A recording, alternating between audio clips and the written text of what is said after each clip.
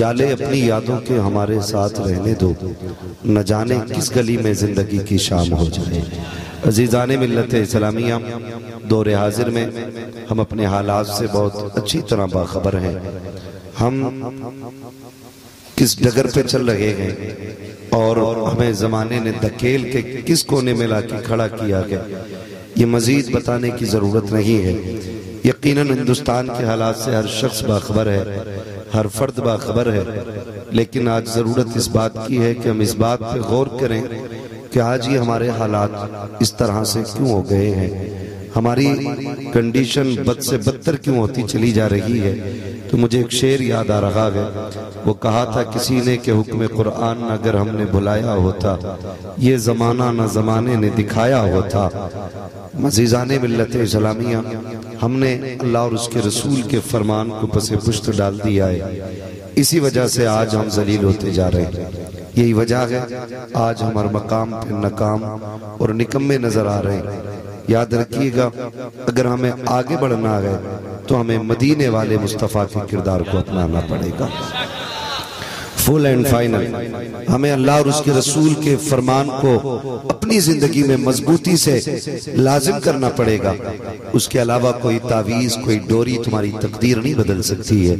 अगर तकदीर बदल सकता है तो मुस्तफ़ा का निज़ाम बदल सकता है, हुजूर का निज़ाम बदल सकता है। यही मकसद जलसों का भी होता है।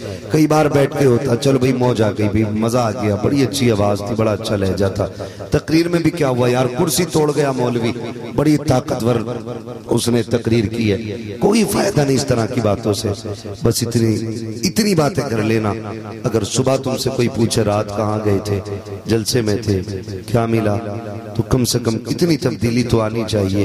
तुम इतना कह सको कि जलसे में जाने से पहले गाने सुनते थे, जब से जलसे से आए हैं मुस्तफ़ा की नातों के तराने सुन रहे हैं। कम से कम इतनी तब्दीली तो आ जानी चाहिए, इतनी चेंजिंग जरूर आ जानी चाहिए।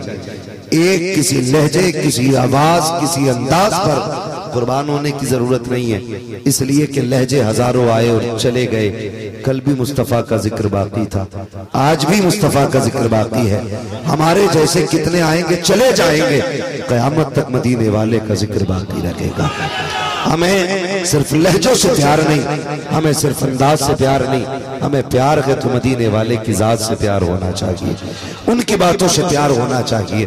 बहुत गौर करने वाली बात यह है, हम ज्यादातर अक्लमंदों में जाके पूछते हैं, भाई ये साइंटिस्ट है, अच्छी बात बताएगा, इसने BUMS किया कि इसका दिमाग तेज चलता होगा, या IAS है, इसके पास अक्ल व खिरत की दुकान होगी। लेकिन कभी कलंदरों से भी बातें कर लिया करो, कभी उनके दीवानों से भी पूछ लिया करो। खुदा की कसम, जहां IAS IPS की ज़हनियत दम तोड़ देती है, वहां से मुस्तफा के गुलामों का जहन आगाज करता है। जहां बड़े बड़े ऊंचों की परवाज जाके थक हार जाती है, वहां से मुस्तफा के गुलामों की परवाज बढ़ती है।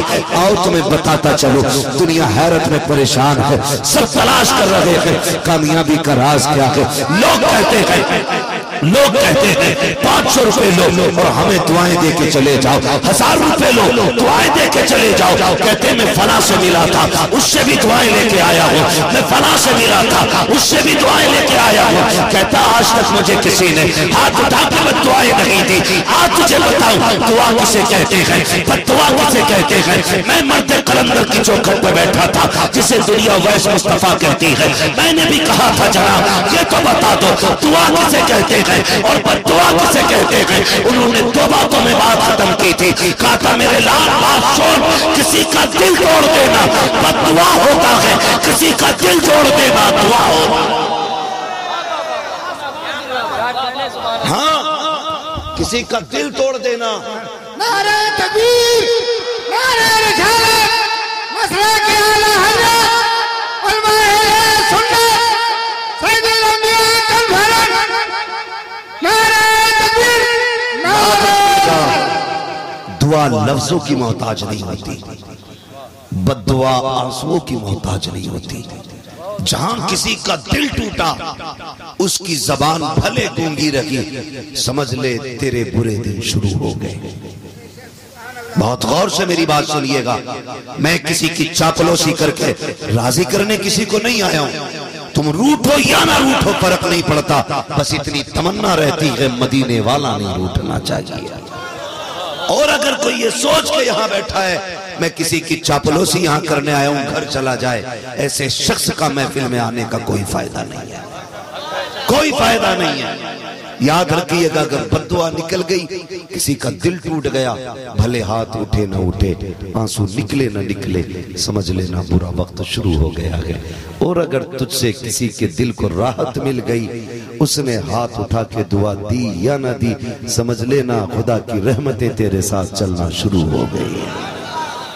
गौर करें इन बातों पर। हम कहते हैं मुझे आज तक किसी ने बद्दुआ नहीं दी, नहीं ये मत देख हाथ उठे थे कि नहीं, ये सोच ये चली थी और किसी का चेहरे का रंग तो नहीं उड़ गया था। हमारी इस 2 तोले की जबान में किसी के दिल को ठेस तो नहीं पहुंचा दी थी। ये पूछ अपने आप से, इसे कंट्रोल में रखा करो, कंट्रोल में रखा करो। लोग कहते हैं मांस की ये फिसल जाती है, बांस की होती तो रोक के रखते। मैं कहता हूं अगर इसे रोकना है तो फिर अबू बकर सिद्दीक से पूछ कैसे रोका जाता है। हुजूर की चौखट पर जाते थे, मुंह में अक्सर पत्थर रखे रहते थे। किसी ने कहा अबू बकर ये मुंह में पत्थर क्यों रखते हो? का महबूब ने कहा था कि ये जो जुबान है ना ये बंदे को जहन्नम तक ले जा सकती है, मैं इसलिए कंट्रोल में रखता हूं ताकि ये कहीं ज्यादा चल ना जाए। आज जो जितना ज्यादा ताने मार लेता है ना वो उतना बड़ा अक्लमंद है, जो जितना ज्यादा जलील कर लेता सामने वाले को वो उतना बड़ा दानिश्वर कहलाता है। लोग कहते हैं कि इसकी जहानत का जवाब नहीं, इतना अक्लमंद है, बड़े अच्छे अच्छे इसके सामने चुप खड़े रहते हैं, इसकी जबान चलती है तो बड़े बड़ों के मुंह पे ताले लग जाते हैं। खबरदार, ऐसे लोग जो दूसरों की जबान बंद कर देते हैं वो काबिल नहीं होते हैं, वो होशियार नहीं होते हैं, वो खैर मनाए ऐसा ना हो उधर झटका लगे उधर जहन्नम का कड़ा पर बना दी। होश में रहना सीखो, होश में रहना सीखो। किसी का दिल नहीं टूटना चाहिए, दिल नहीं टूटना चाहिए। वो पूछा था ना किसी ने कि सबसे बड़ा कौन होता है, तो किसी ने कहा कि बड़ा वो है जिसके सामने सारे छोटे नजर आए, लेकिन एक मर्द कलंदर ने वही कहा था बड़ा वो नहीं जिसके सामने दुनिया छोटी लगे, बड़ा वो होता है जिसकी चौखट पे कोई अपने आप को छोटा ना समझे। बड़ा वो होता है जिसके सामने कोई अपने आप को छोटा ना समझे। तुम्हारी महफिल में कोई छोटा तो नहीं था, किसी को तुमने हकीर तो नहीं समझा था, किसी के बटन खुले हुए देख करके आपने उसके कद का अंदाजा तो नहीं लगाया था, किसी के कपड़ों पे मिट्टी के दाग देख के कहीं उसके बैठने की जगह का तयन तो नहीं किया था, कहीं किसी के मैले लिबास को देखने के बाद तुमने उसे जूतियों में बैठने तो नहीं कहा था। तुम नहीं जानते हो कई बार मेले लिबास में अल्लाह के महबूब बंदे रहा करते हैं, तुम्हें क्या पता है? ऐसा नहीं होता है, हम जानते हैं। जब कभी वलीमों की दावत होती है, अकीकों की दावत होती है, एक तरफ स्टैंडर्ड तरीके से मेज लगी होती है और टेबल लगे होते हैं, शानदार तरीके से लोग इस्तकबाल के लिए खड़े होते हैं, उन्हीं में कोई मजदूर चला आता है, लोग ये नहीं देखते कर क्या रहे हैं, वो बड़ी तेजी से खाने की तरफ बढ़ता है, कोई बाजू पकड़ के कहता किधर जा रहा है, तेरा इंतजाम उधर है, नीचे बैठ के खा। दिखता नहीं आप VIP लोग बैठ के खाएंगे, तुझे नहीं पता कि ये अच्छे लोगों के लिए बना है, ये तू कौन होता है ये फैसला करने वाला, अच्छा कौन है घटिया कौन है, तू कौन होता है ये फैसला करने वाला, बड़ा कौन है छोटा कौन है, जिसकी तू ही ने कलाई थामी है, इसके कपड़े देख करके फैसला कर रहा है कि ये छोटा है कि बड़ा, पता क्यों रोका गया, कि इसके हाथ भी मैले हैं, इसके कपड़ों पर मिट्टी के दाग लगे हैं, कि यहाँ कौन बैठेगा, कि यहाँ वो आएंगे जिनके बदन पे कीमती लिबास होगा, शानदार ऊपर सूट होगा। मैंने कहा नादान है तू जिसकी मिट्टी देख के नफरत कर रहा है, अरे इससे सर पे बैठा, ये हलाल के धब्बे लगा के आया है, हराम के धब्बे लगा के नहीं आया। हाँ, हमारी कौम उन्हें इज्जत देती है, उन्हें इज्जत देती है हमारी कौम। जिनके दामन पे हराम के दाग तो होते हैं उन्हें इज्जत नहीं देती, जिनके कपड़ों पे हलाल के पसीने के दाग होते हैं। यूं ही जन्नत नहीं मिलनी है। मुस्तफा का किरदार अपनाने की कोशिश करें। किसी किसी को जलील न करना। खास करके बेटों से गुजारिश करूंगा, अपने बाप को जलील न करना। हम कब जलील करते मालूम? जब चंद टकों की औकात बेटों की हो जाती है ना, इधर उधर की दलाली करके लाख 1.5 लाख जेब में आ जाते हैं, फिर कहते हैं तुमने क्या इकट्ठा किया था? हमारी जिंदगी देखो, साल में 10 लाख बैंक बैलेंस हो गया है, साल में 8 लाख हो गया है, तुमने पूरी जिंदगी में हमें क्या दिया है?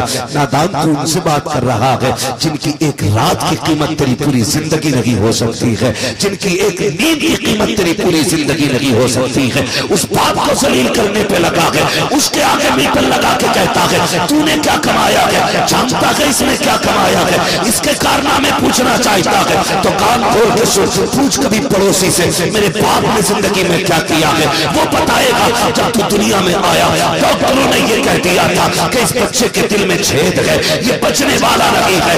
उस वक्त तेरे बाप की हालत ये थी, दुनिया सर्दी के मौसम में कंबल लपेट के सोया करती थी, लेकिन ये सर्दी में तुझे बगल में छुपा करके कभी इस डॉक्टर के पास, कभी उस डॉक्टर के पास, कभी इस तबीब के पास, कभी उस हकीम के पास, कभी इस दरगाह जाता था, कभी उस मजार जाता था, कभी इस पीर के पास था, कभी उस पीर के पास था, और सबसे कहता था मेरे बेटे की जिंदगी बचा दो, मेरे बेटे की जिंदगी बचा दो। तुझे क्या पता है इसने तुझे क्या दिया है? जानता है जब डॉक्टरों ने ये कह दिया था कि बचने वाला नहीं है, तब बाप ने ये कहा था डॉक्टर मेरा दिल निकाल ले ताकि मेरे बेटे का दिल बाकी रह सके।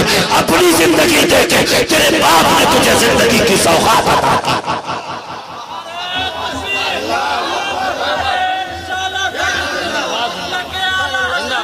शुक्रिया।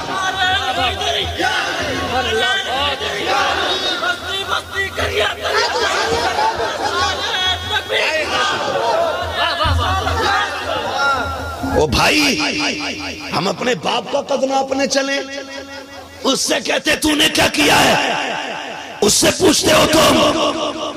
कई बार ना तो बच्चे ये भी कह देते, नौजवानों मेरी बात बहुत गौर से सुनना, ये जुमले हमें जहन्नम तक लेके जाएंगे, जहन्नम तक लेके जाएंगे।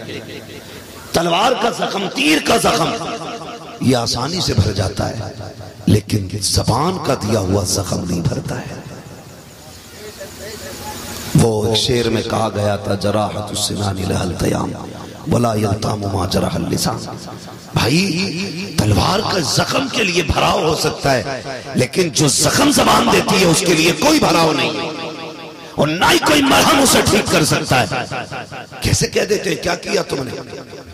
कहता पूरी जिंदगी रक्षा चलाया तुमने, हमें क्या दिया? एक छप्पर, 2 कमरों का मकान न दे सके। शर्म कर, अगर तेरा बाप लेटा है, इसने रक्षा चलाया, मजदूरी की है, इसने ईंटें कमर पे उठाई है ना, तू नहीं पता है, तुझे नहीं पता इसने परदेश कितनी मुश्किल में काटा है, तू नहीं जानता है अपने बच्चों से जुदाई की एक रात की कीमत क्या गुजरी है इसकी। कह देते हो क्या किया तुमने, क्या दिया तुमने? जब ये लेटा हो ना तो इसके तलवे चूमना। लोग कहते मेरे पीर का हाथ बड़ा मुलायम था, रूई जैसे हाथ थे। क्यों तुझे रूई वाले हाथों में करामत नजर आती है? सबसे बड़ी करामत तो बाप के हाथों के छालों में नजर आनी चाहिए। सबसे बड़ी करामत तुझे बाप के हाथों के छालों में नजर आनी चाहिए थी। अगर वो लेटा हो तो ये मत सोचना तूने रक्षा चलाया है, तूने ईंटें ढोई है, क्यों नहीं बना मिनिस्टर, क्यों नहीं बना तू कलेक्टर। ये मत कहना, तलवे चूमना, कहना बाप तेरा एहसान है, तूने पसीना बहा के हमें चटनी से खिलाई है, किसी का हक मार के हमें मुर्गों की हराम की नहीं खिलाई। इसलिए कि जो हराम के मुर्गे खिलाते हैं वो औलाद को जहन्नमी बना देते हैं, और जो हलाल की चटनी खिलाते हैं वो औलाद को जन्नती बना देते हैं। उसकी मजदूरी पे एतराज न करना, ताना मत देना उसे तूने क्या किया है।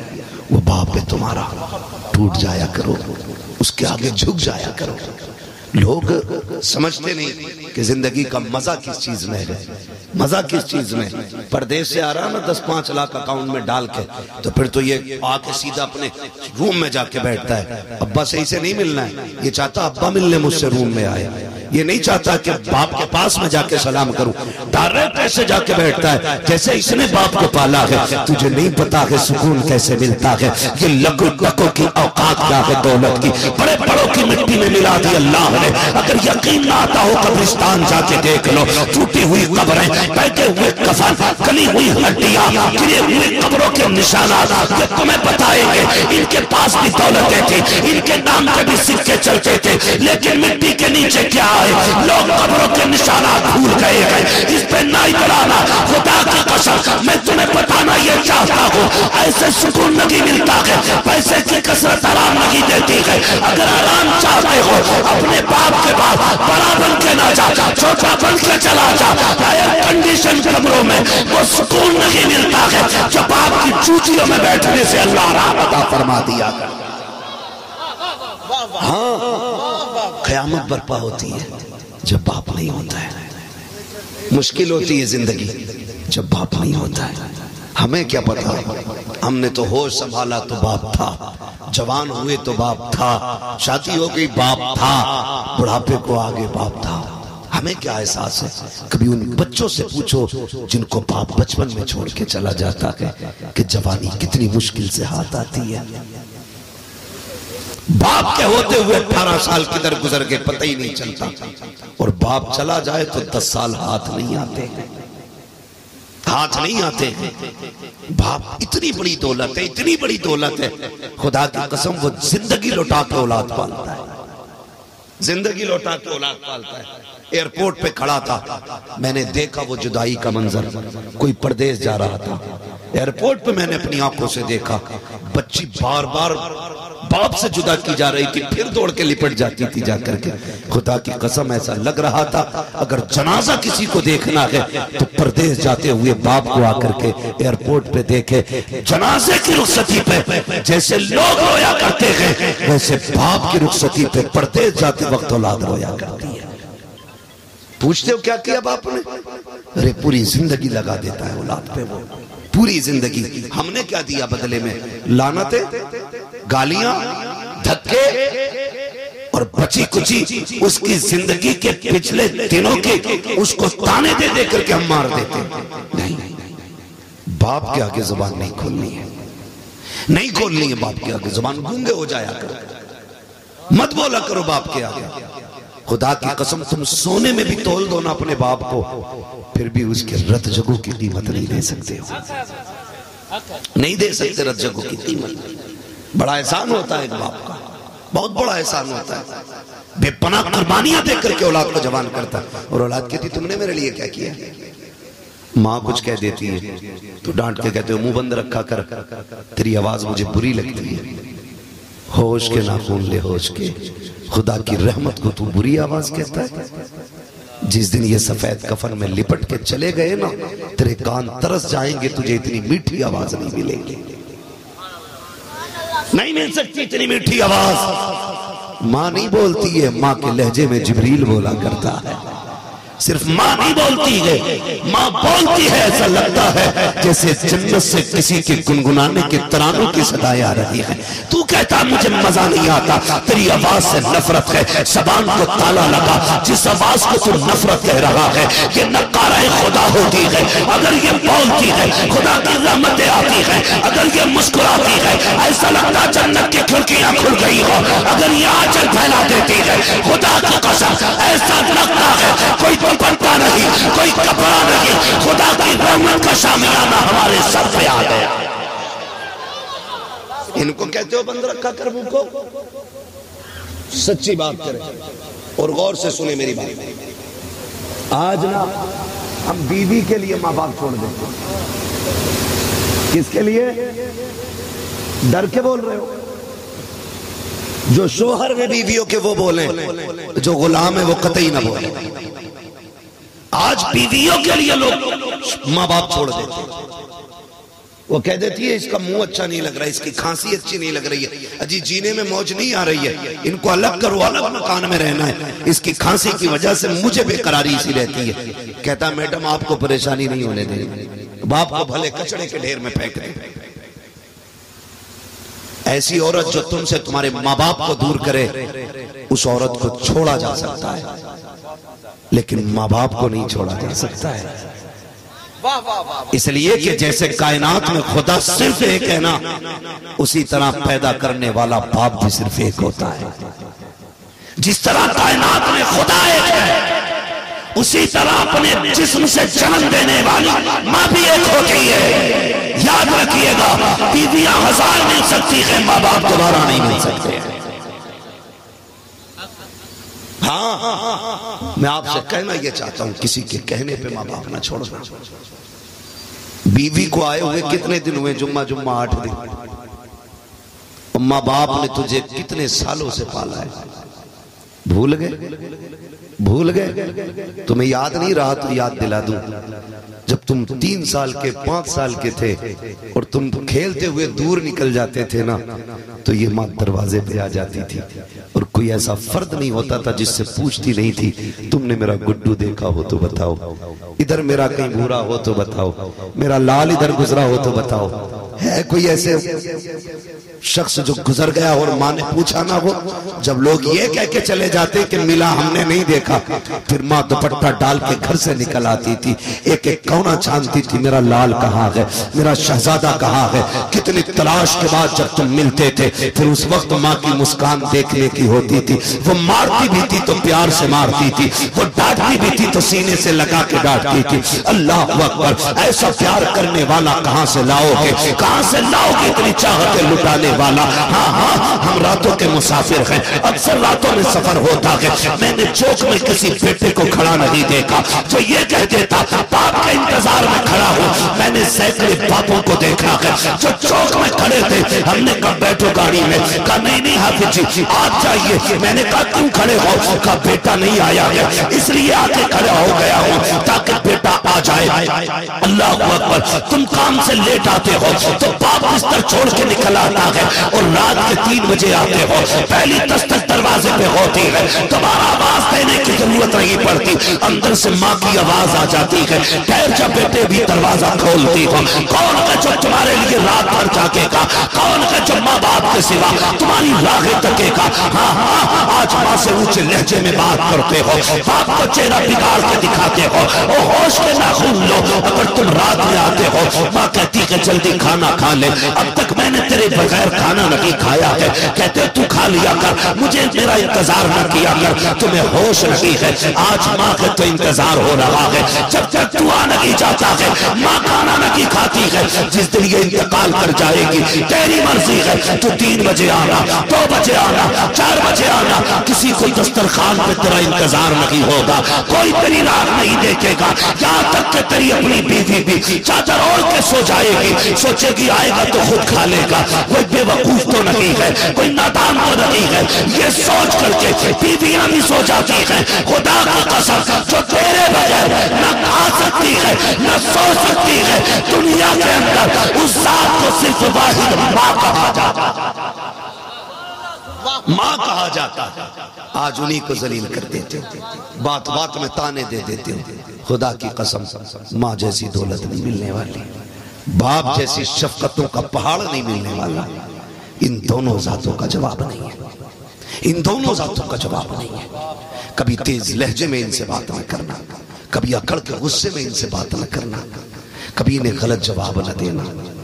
इनके आगे ऐसे खड़े रहा करो जैसे खादिम अपने आका के आगे खड़ा रहता है। तुम तो औलाद हो ना, हम तो बेटे हैं ना।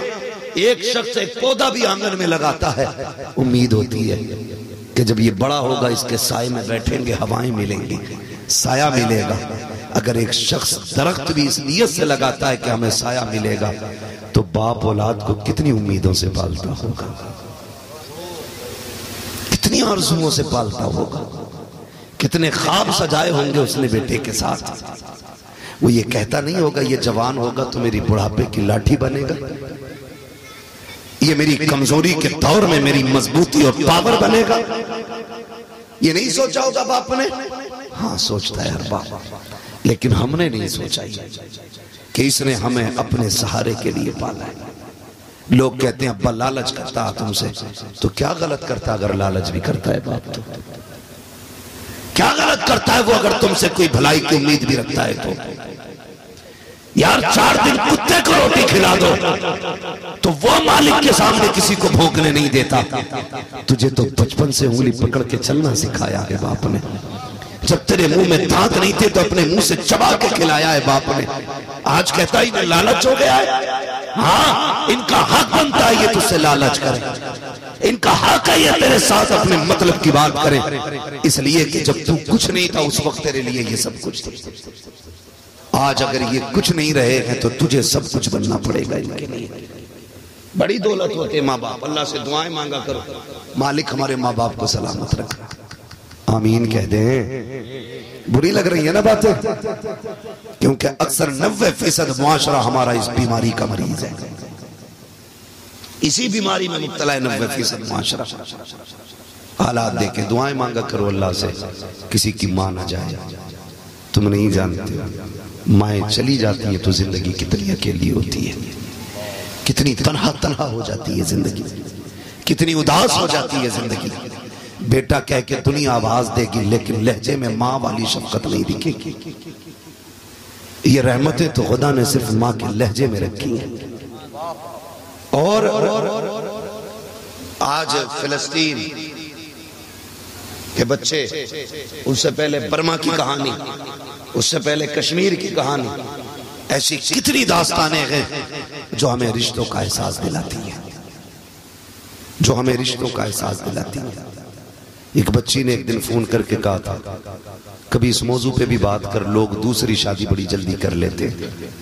मैंने कहा फिर क्या परेशानी है, जब शरीयत ने हक दिया दूसरे निकाह का तो बेटी तुझे क्या एतराज है। उसने कहा बात ये नहीं, एतराज दूसरी और तीसरे निकाह से नहीं है। उसने कहा बात यह है मेरी माँ का इंतकाल हुआ, मेरी उम्र अभी 11 साल है, मेरे साथ एक 8 साल का मेरा भाई भी है। कहते माँ के इंतकाल के 6 महीने के बाद मेरे बाप ने दूसरा निकाह कर लिया। कहते वो उसी बीवी के साथ रहते हैं, हमें देखने तक नहीं आते हैं। अपने भाई को मैं कैसे पाल रही हूं अंदाजा कर सकते हो, मेरी उम्र खुद 11 साल है। कम से कम मर्दों को इतना तो समझा दो कि जानवरों को भी रिश्ते का ख्याल होता है, इन्हें इंसानों को रिश्ते का ख्याल क्यों नहीं है। ये कड़वी सच्चाई है हमारे मुआशरे की, कड़वी सच्चाई है। अगर निकाह करना चाहता है कर, तेरी मर्जी है, हक दिया शरीयत ने, लेकिन औलाद के साथ ना इंसाफी नहीं। अगर तुम बच्चों के साथ ना इंसाफी करोगे अल्लाह खाल उधेड़ देगा कब्र में डाल के, कोई बचाने वाला नसीब नहीं होगा, कोई नहीं आएगा बचाने के लिए। तेरी कब्र में तुझे जाना है, मेरी कब्र में मुझे जाना है। और ये कौम जो शबे बारात में, शबे कद्र में सिर्फ ऊपर अगरबत्ती लगाती है, उससे क्या उम्मीद रखते हो ये बख्शवा लेंगे? वाह वाह वाह वाह, गलत नहीं कह रहा हूं। सिर्फ ऊपर अगरबत्ती लगाई, लाइट लगाई, निकल गए। 1000 बल्ब ऊपर लगा ले, उसका अंदर फायदा कुछ नहीं होना। अंदर फायदा कब होगा? भले ऊपर बल्ब लगा ना लगा, कब्र पे जा, कुरान की चंद आयतें पढ़, हाथ उठा के कब्र वाले को बख्श दे। ऊपर अंधेरा हो या ना हो, कब्र के अंदर खुदा की रहमतों से उजाला होना शुरू हो जाएगा।